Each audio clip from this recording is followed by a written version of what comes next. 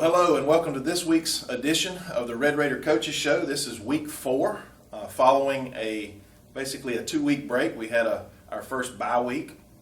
That's a little different, and we'll talk to Coach. The mental aspect of not playing on a Friday night and keeping the momentum after 2 good victories from our Red Raider program. But first of all, I want to thank specifically 10 Mile Church for feeding our team during that last game, or before that last game. That is it's a tradition that's gone on here, I know, at least for the past 15, 16 years. Prior to that, I'm not sure to my tenure, but I want to thank the churches of our community that continue to sign up and prepare that meal, or at least provide. Sometimes they physically provide the meal, and then other times they provide the financial the money to be able to provide that meal right here at the school, so these kids can be ready to go. Give them some sustenance to be ready to go the night of. So thanks to 10 Mile Church. Also, because of 10 Mile, I want to give a shout out to T-Boy Carter. He has organized this for many years now. Reached out to churches reach out to him to be put on that list. So we thank T-Boy for being a big part of preparing that for our football team. All right, Coach, how you doing? I'm doing good. Can't complain. Well, you look good. You always look good. I appreciate it. No, it's been a while. Been a couple weeks. We didn't do a show last week. Just postponed it till now, as we prepare for Lanier County, and we'll get to that game in just a few minutes. But it seems like a long time ago we hosted Truman here at Red Raider Field, and that game kind of like the week before. Now, we didn't have a delay of 2 hours because of the weather, but we started off a little bit sluggish, specifically offensively. I think overall our defense has obviously been the most consistent part of our team in the scrimmages and then the first 3 games of the season. Mm-hmm. But offensively, we struggled a little bit to execute and kind of bogged down in a couple places. We had a safety against us. And so that, again, that's just something that rarely happens, and just some craziness. And so tell us a little bit about that. When things like that happen, what's the mindset on the sidelines with the coaches, and then translating that to the boys? Well, when the safety happened, my first instinct was I looked at the whole sideline. I wanted to see our reaction. I wanted to see, have we learned in that situation, and I was really satisfied. Nobody panicked. Nobody went to argue with each other. Everybody just had that mentality of, hey, let's just keep playing. Let's just keep going to the next play. As far as our offense starting slow, man, I get mad, man. I get mad. I know y'all probably see me. I probably don't apologize to a lot of people. They think I be yelling at them in the stands, but I really be yelling at my offensive coordinator, and I apologize to him after the game, but he knows it's not personal. Right. But our offense, we've been starting off slow kind of the past few weeks, and this past Sunday I challenged the offensive coaches. I challenged them like, hey, look, I want us for one time to start off fast. Yeah. Start off fast, and let's get the ball rolling. And let's just put teams away early. Mm-hmm. I really want to see us put a whole complete game together. Special team wise, that was big for the last game. Mm-hmm. Special teams wise, defense been playing great. And I thank Coach Wilder, Coach Brown, and Coach Eason for the job that they're doing. But I really challenged my offensive coaches this Sunday in meetings, and I really want us to just come out fast. Let's get the ball rolling. Let's just see, can we put a complete game together? Yeah. So we're working though. Yeah. We're working, and like everybody say, Coach, you're a young staff. You got to be patient. I've been talking to a couple of my mentors, a couple of older coaches, and they tell Coach, you just got to be patient. It's gonna come, and you don't understand, Coach. Coach, I do understand. So, but I believe in those guys, and we're gonna get the ball rolling. Well, it wasn't horrible. We were down 9-7 at halftime. So we scored, and then they scored and went back up on us. But I was telling you a moment ago before we started the show, I actually had to leave at halftime. My family had to travel down to the Panhandle of Florida, so to keep us from getting there at 4 in the morning, we left at about 9 or so to get there at 2 in the morning for the drive and for a special event. But I left my crew, my crew of 4 students in the hands of Coach Keck. I know that's a little iffy there, but no, he does a good job when I'm not able to be there, which is rare. But, man, these kids did a fantastic job. I want to give them a shout-out to my BCTV Red Raider broadcasting team. It's Katie Cawthorn, Ricky Chi, Ike Gorling, and Lucia Soria. Especially at our home games, we're trying to transition it to do some cool things at our away games as well. But over the years, I've always had 1 or 2 really sharp students that were committed. But this year I've got 4. And we're able to do some things maybe you haven't seen in quite some time, and that's some replays. If you rewatch our broadcast on the YouTube, or if you're a NFHS subscriber, you can go there and watch on demand.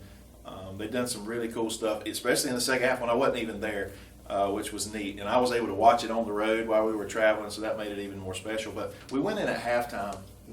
And what was the speech there kind of like? I was walking to the locker room, and I promise you, I thought I was about to have a heart attack. I was that mad. But I get in there, and I'm calm as can be. I just want them to understand that, in the past few games, I walked in at halftime in the Clinch County game. I said, we're in a dogfight.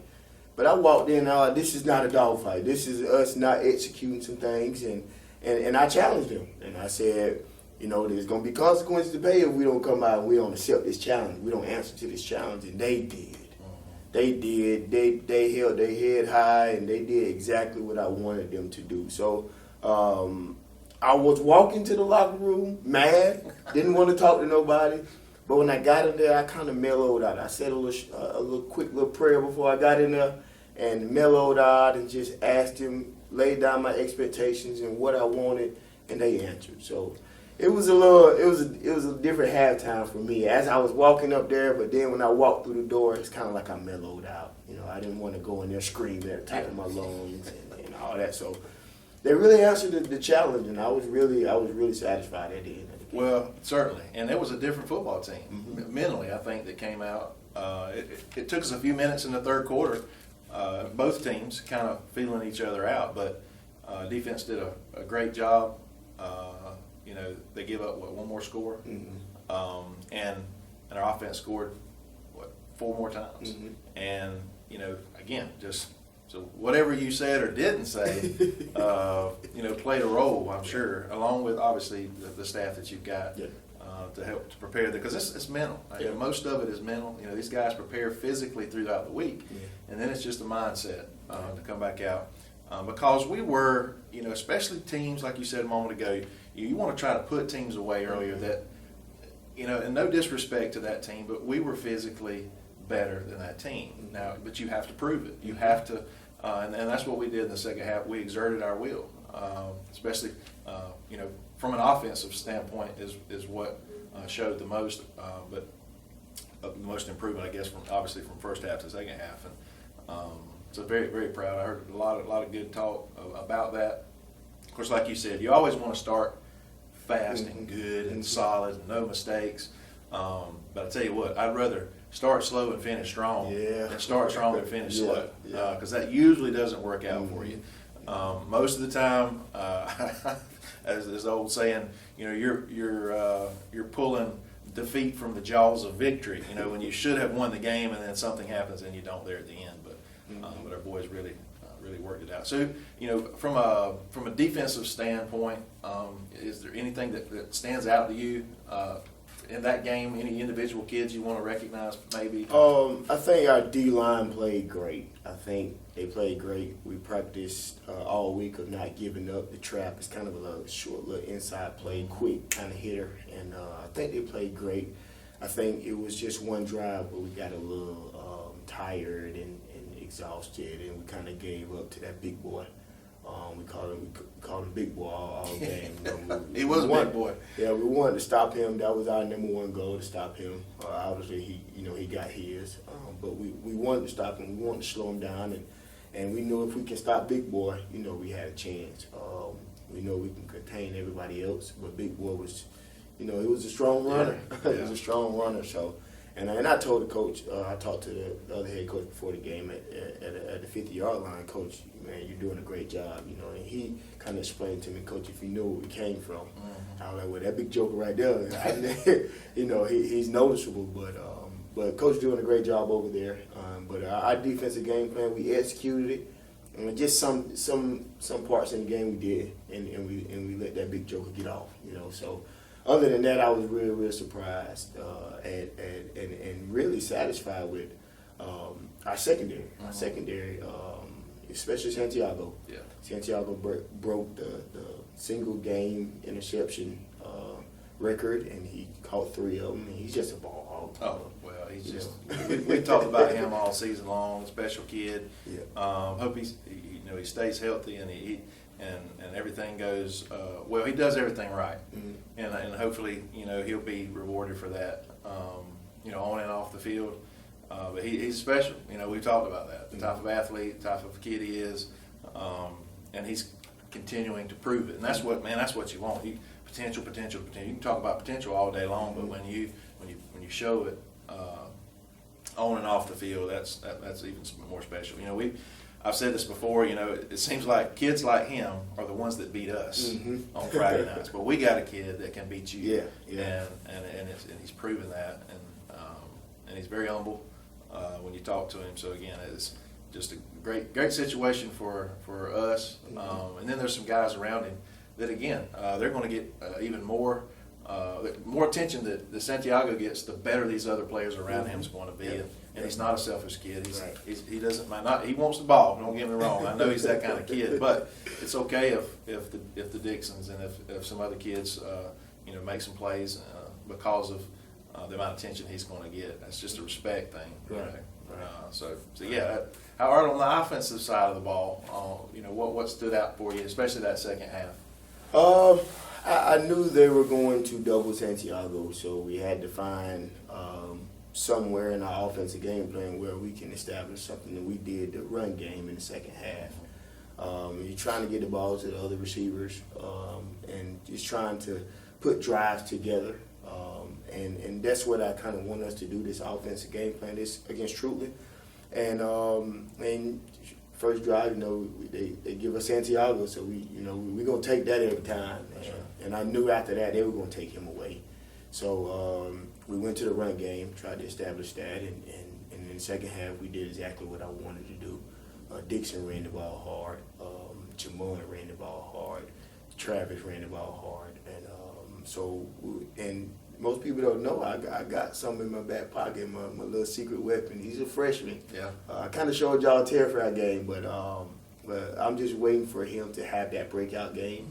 And we're going to be good at the running back position. And that's what I kind of want to establish, make people understand that we want to run the ball. Okay? I know we throw it up to Santiago. That's just to make you think about it. But we're going to run the ball. That's what we want to do. So offensive game plan, I was very, very impressed in the second half. I know you kind of left, but I was very happy in the second half. Probably didn't look like it, but I was inside. I was happy inside that we was running the ball in the second half. So. Well, I think that's at every level, high school, college, NFL, even it's still in the NFL, as fancy as it has gotten, it seems like. You want to run the ball first, play good defense. Because if you can run the ball, you can just about do anything, dictate anything on offense. So, and we do have, we got a stable of kids that can run for you, 4, 5, maybe even 6, 8, if need be. So that's a great problem to have, and we're still young. We're still young, folks. There's a handful of seniors that are contributing, but the majority of these guys, a handful of freshmen, a lot of sophomore, a lot of juniors that are supporting this team, and that's fun to watch. It's fun to see. All right, well, we got a great victory there. Takes us to 2-1 on the regular season prior to region play, and we'll get to region play in another week or so. But big game against Lanier County Bulldogs. A team that you look at their record right now, 0-4. I looked it up this morning. I knew they were 0-3, but 0-4. Max Prep showed, and the teams they played were pretty solid teams they played. One is Telfair that we faced. a lot of points were scored in that game, and then another game they just recently played Berrien County, and that's on our region schedule. And another, they took one on the chin from Berrien, but that says a lot about Berrien scored a bunch of points too. And I think Berrien scored a bunch of points against with Clinch this past Friday, so that's a little discerning. Yeah. But that's a conversation for another show. So let's focus on Lanier County Bulldogs. A couple years ago, I know when they came in here, we lost, I think, 7-6, or I think that's right. It was like a 1-point game. They went on to go undefeated in the regular season, and we had them right here on our field. We just couldn't close the door. But they went from that. I think they've struggled at least a little bit last year, and they struggled early now. But I don't want this to be a trap game, because it's easy, boy. These 14, 15, 16-year-old boys, they look at this stuff, say, oh, they're 4, it's a cakewalk, we'll go over there and get an easy win. Next thing you know, you're in a dogfight. Yeah. So, off 2 weeks, what's it been like these 2 weeks? Last week, knowing you didn't have a football game on Friday night for the boys to look forward to, how does that mentality change from a coaching staff standpoint and the boys? Coaching staff wise, last week I tried to give them some rest time. We've been going for a month straight, every day, probably having one day off on Saturdays. So last week I tried to give my coaches a little break. Gave them Monday and Friday off, and we practiced Tuesday, Wednesday, Thursday. Didn't want to practice long, maybe stayed out there an hour and a half, ran through some special team stuff and hit team and on both sides and maybe some individual. But as far as players wise, I want them to understand that we can't take this lightly, especially going to this Lanier, like you said, they look at that stuff, they ain't get so. They have the tendency to hey, coach, we good. No, we're not. We got to continue to work, continue to have that mindset that we had at the beginning of the season. So last week we kind of grinded through hour and a half of practice. We went pads every day with some shorts, obviously shells. We call it shells.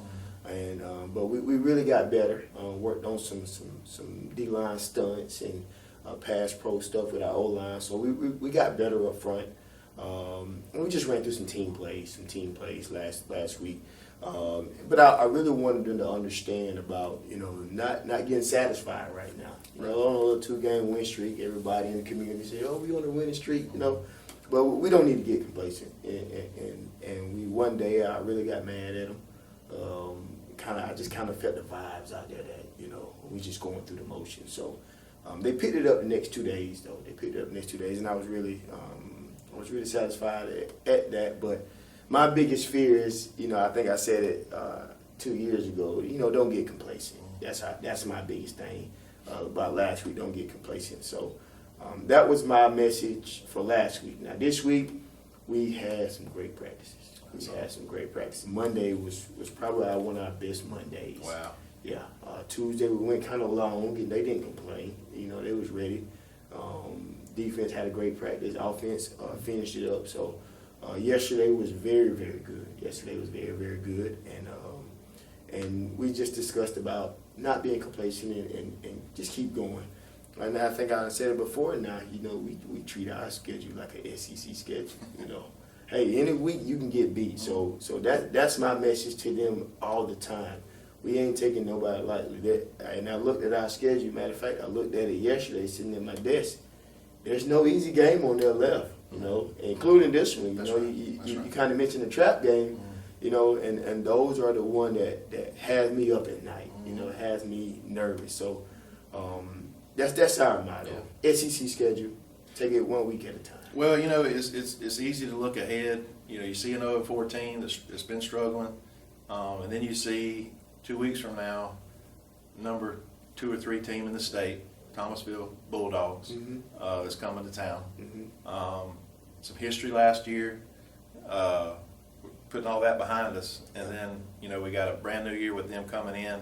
A lot of talk about they got a quarterback that's supposed to be real deal, and several others. It's crazy. They got like 80 on their roster. I think last year they had more seniors than we had on our team at the beginning of the season, which is crazy to think about. But so it is easy, and that's probably, if you admitted it and you weren't on camera, y'all thinking about that too. That region and that and the schedule we got coming up. But Truthfully, it is. It's one play at a time, one quarter at a time, one game at a time against everybody on the schedule. Because all these games count toward a playoff with the point system. You know, that counts. As tough as our region is, that's a good problem in a point situation because of the competition level. But we got to take care of business, the teams that we're capable of competing with and beating, and it starts tomorrow night. So what can we expect coming from this Bulldog team coming back this year? They are very talented. Coach Dean, you know, he's been at the collegiate level. Coach Dean is doing a great job. I think they just having time adjusting to his system and the way he wants things done. And you know that happened. You know, when we first got here in 22. You know, it's happening in Appleton County. Yeah. So great football team. Quarterback is very, very good. Very, very athletic. Running back, receivers, very athletic. Offensive line is big. You know, they're going to block you. They get their hands on you. But we got to stop that quarterback. We got to contain that quarterback. He's probably one of the most athletic quarterbacks we have seen so far. Very shifty. Can throw it downfield. So they're very good offensively. Coach Dean run the spread kind of like us. So we got to come prepared. We got a good game plan. You know, we want to contain that guy. We don't want to let him do whatever he want to do. Got to stop the run game. That's our number one priority. If we can stop the run game and get them in passing situations, I think, you know, it plays in our favor. But I think our guys are ready for the challenge. I think just looking at practice and me just sitting back observing, we're ready. You know, we're ready, and I like our game plan. I like what Coach Wilder put together, him and his staff, and like I said, I trust him. I know that they're going to put us in the best position. So, well, it sounds like this team, this Lanier team we're facing, they're on the cusp. You talk about, you see on film that they got some athletes that obviously that you just talked about. So their coach is telling them, hey, Bacon County's coming in here thinking they're going to mop the floor with us. You know, he's firing them up by using this. This is our stepping stone. Bacon is our stepping stone to get to where we want to be this season. So, they're trying to get their first win. We're trying to get our third one. And with a good week of practice, that sounds great. Yeah. 3 day, getting 1 or 2 is good. But that Monday, it gets me most excited because Mondays are usually the most difficult. To get the kids going through history. So.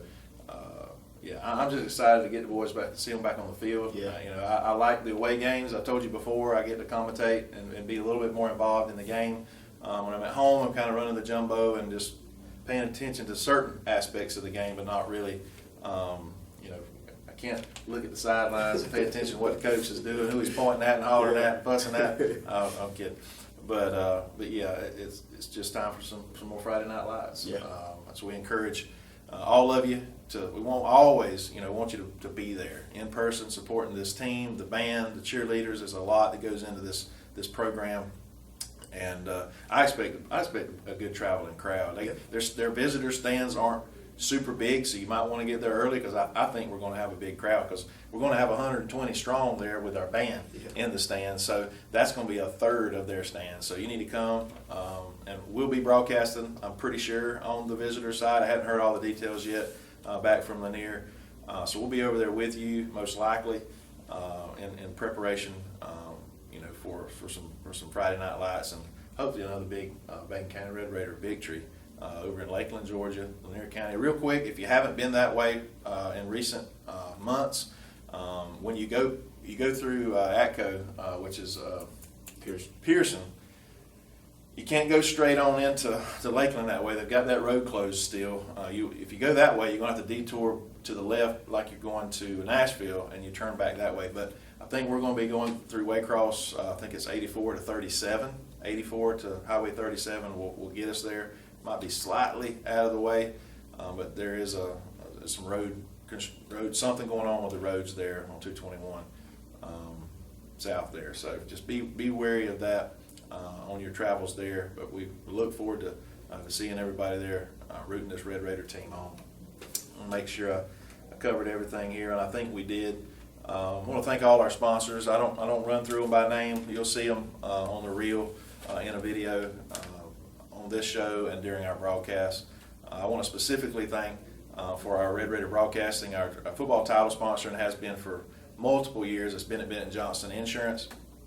And also locally, again, they've been sponsors with me for many years as well. That's Burt CPAs, that's Family Vision Care, and Coley Electric and Plumbing Supplies. I want to thank those specifically for being a part of our broadcast and helping us do what we like to do. I know there's a person that's halfway around the world that's already watched one of our games, and that's the cool part about it. He's not in the military either. He lives and works, but yeah, just really excited about this crew I've got and their abilities and their willingness to show up on Friday nights and help our broadcast out. So, yeah, Coach, any final parting gifts? Just want to see everybody in Lakeland this Friday night. We're gonna need y'all. Just want to give y'all a great show, and I also want to say, just tell them I said we appreciate them from the football family. Those guys that do the broadcast. So I'm gonna go personally tell them thank you, but just tell them I said thank you also. I certainly will, and they'll appreciate it. These are kids that's not super outspoken that you would just, but man, they like what they're doing right now, and I appreciate their hard work. I feed them real good. That's about all I can do, but again, I appreciate what they do for our Red Raider broadcasting on the NFHS network. So, all right, well, that's going to wrap us up for this week's edition of the Red Raider Coaches Show.